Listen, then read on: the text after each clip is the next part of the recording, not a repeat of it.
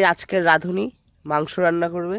কি কি আছে বলুন এতে? এর মধ্যে রয়েছে দই, আদা বাটা, জিরে বাটা, কি পেঁয়াজ বাটা, রসুন বাটা, তারপরে সর্ষের তেল, লঙ্কার গুঁড়ো, হলুদ গুঁড়ো।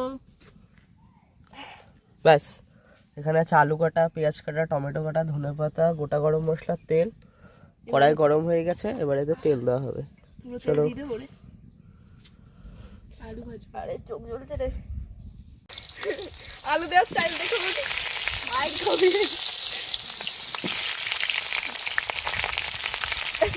এই আমার ভিডিও ছাড়বি না।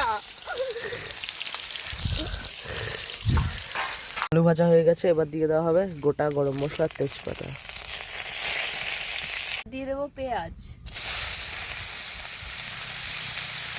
চলে এসছে আর একটা রাঁধুনি।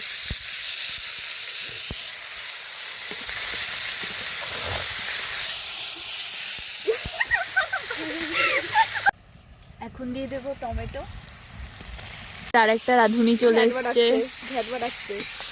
ঘ্যাটটা দেখা পেঁয়াজটা এই তো। এবার মাংস দেওয়া হবে। ভিডিও কলটা তোলো নাও। দে। দাঁড়াও করছি আমি, তুমি ভিডিও কলটা তুলবে, আমি করছি। কালারটা দেখি সবাই। তোরটা দেবো। এই যে আমাদের রাঁধুনি, থার্ড রাঁধুনি হচ্ছে এটা। ওই যে আমাদের রাঁধুনি, এই যে আর এক রাঁধুনি। মাংসটা পড়ে গেছিল, ওই মাংসটা যে নিচে পড়ে গেছিল,